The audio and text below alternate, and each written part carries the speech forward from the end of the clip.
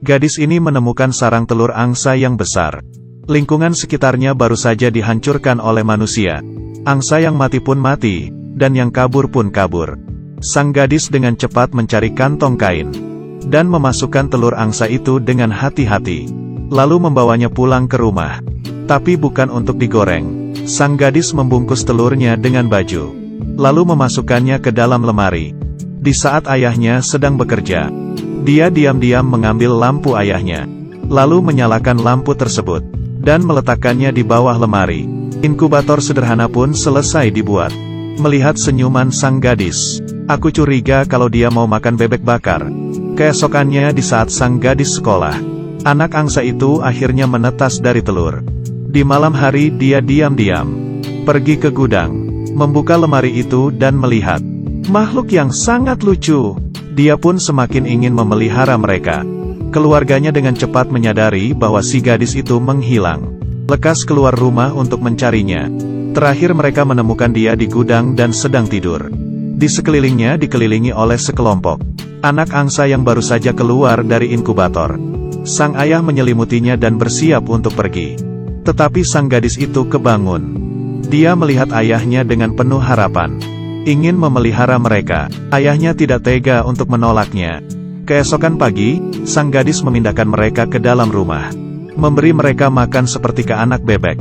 Ayahnya turun lantai sebelum anaknya berangkat sekolah, dan dia mengingatkan ayahnya, berikan makan tiap 2 jam sekali.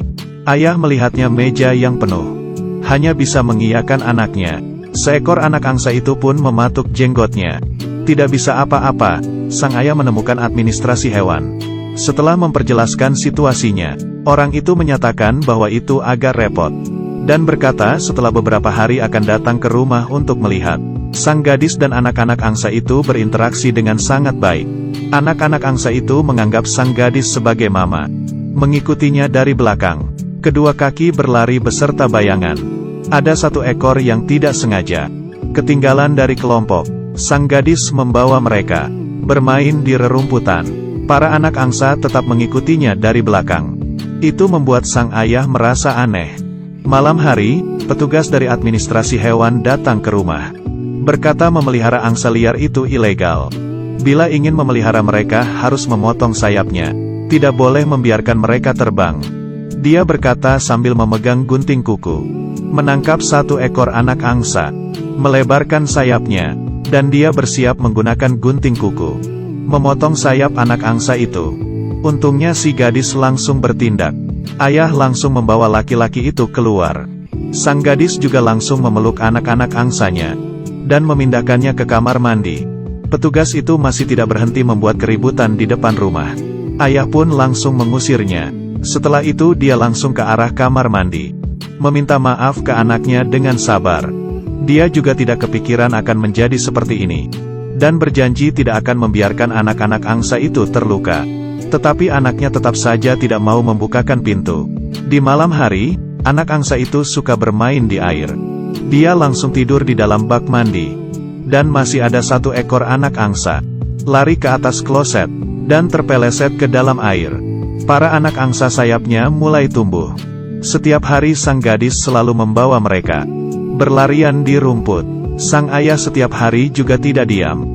Ia mempelajari struktur tubuh angsa, beserta situasi terbang, menciptakan sebuah pesawat ringan. Dan prosesnya cepat sudah sampai ke tahap percobaan. Dia mencoba menyetir pesawat itu terbang ke langit. Terbang sangat tinggi dan berhasil. Membuat orang yang tidak bisa membantunya juga ikut senang. Di saat mendarat itu lebih menghabiskan energi di kaki. Harus mengontrol saat menginjak tanah. Para angsa setiap hari bertambah besar. Pesawat sang ayah juga sudah banyak diperbaiki menjadi lebih bagus. Tidak hanya bisa duduk di pesawat, tetapi juga ada ditambah roda. Penerbangannya pun berhasil. Di malam hari dia mencari anaknya, mengatakan tentang pemikirannya. Dia ingin menggunakan pesawat untuk memindahkan para angsa. Biarkan mereka mengikuti naluri. Anaknya tetap ingin mereka tetap berada di sisinya. Tetapi seperti ini para angsa hanya bisa dipotong sayapnya. Anaknya pun akhirnya mengiyakan untuk membantunya. Setiap hari ayah berpura-pura menjadi pesawat di sekeliling para angsa agar mereka menjadi lebih familiar. Tetapi tiap kali dia selalu gagal. Tidak bisa apa-apa, jadinya anaknya memakai baju ayahnya. Dan mengarahkan para angsa itu berlari ke depan. Lalu disambungkan ke ayahnya. Kali ini pun berhasil. Para angsa mengikuti dari belakang sang ayah. Akhirnya ayah pun bisa merasakannya. Bahagianya menjadi seorang ibu. Hubungan anak dan ayah ini juga ada kehangatan. Selanjutnya ayah datang lagi dengan membawa sesuatu yang berbentuk pesawat. Dan membiarkan para angsa latihan dan mengikutinya dari belakang. Selanjutnya dengan cara suara, membiarkan mereka agar terbiasa dengan suara mesin yang bergerak. Latihan ini sangat berhasil. Anak angsa pun akhirnya menjadi angsa dewasa. Di saat ayah menyetir pesawat, terbang ke langit, tidak ada seekor angsa pun yang mengikutinya. Sudah melewati beberapa percobaan. Mereka mengemudi di belakang. Semuanya gagal. Sang gadis curiga mungkin itu salahnya sendiri. Lalu mencari sebuah tempat untuk bersembunyi. Tetapi setelah tidak berapa lama, semua angsa datang ke sebelahnya. Ternyata para angsa hanya mengikutinya saja. Di saat sang ayah merasakan kegagalannya, sang gadis menyalakan pesawat. Semua angsa pun mengikutinya. Tetapi dia sama sekali tidak bisa mengontrol pesawat itu. Baru sebentar saja langsung jatuh ke bawah. Sang ayah berlari memeriksanya. Untung saja tidak terluka. Meskipun terbangnya gagal, tetapi dia sudah membuktikan ada satu cara yang bisa berhasil.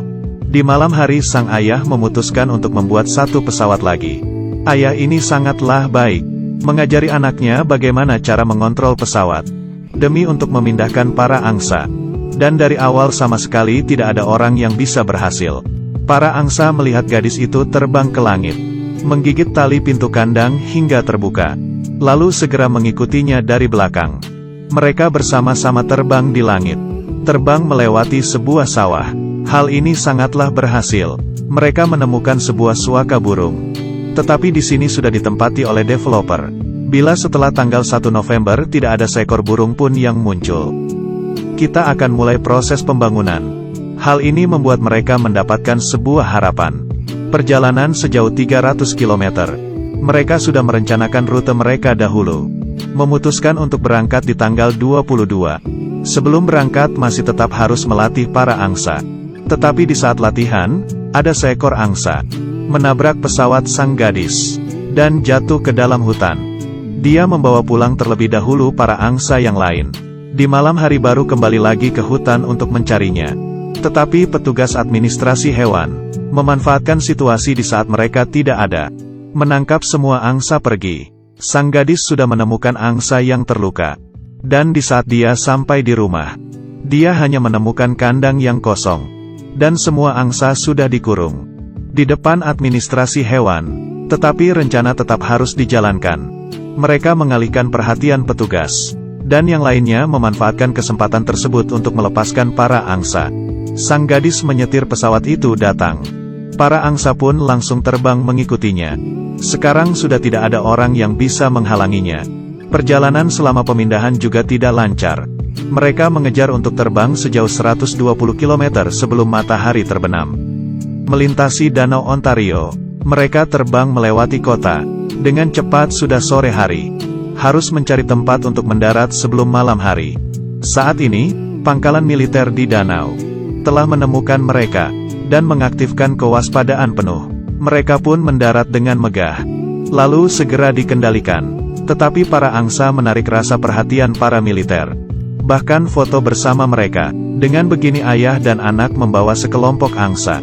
Berita tentang pembobolan pangkalan dengan cepat dilaporkan oleh tim media. Mereka juga mendapat perhatian dari masyarakat. Di perjalanan terbang mereka juga bisa menikmati pemandangan indah alam.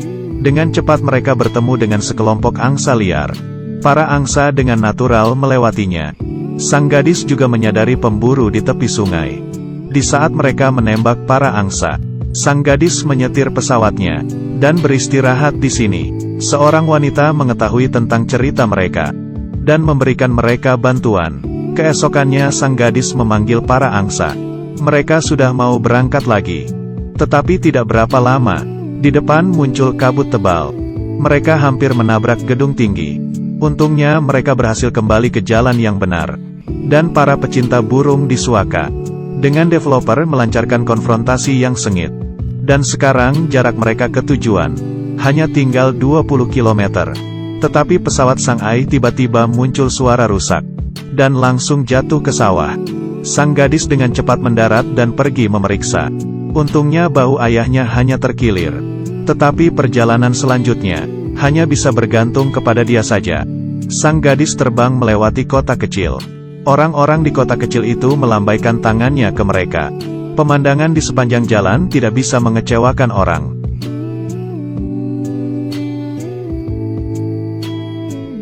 Di saat semua orang sibuk menunggu, sang gadis menyetir pesawat dan membawa para angsa. Semua orang langsung minggir memberikan mereka jalan. Kesempatan developer pun gagal. Para angsa langsung mendarat di danau. Di sini sudah menjadi rumah baru mereka. Film ini didasarkan pada kejadian nyata. Kita tidak bisa membayangkan tanpa adanya burung. Dunia ini akan menjadi seperti apa.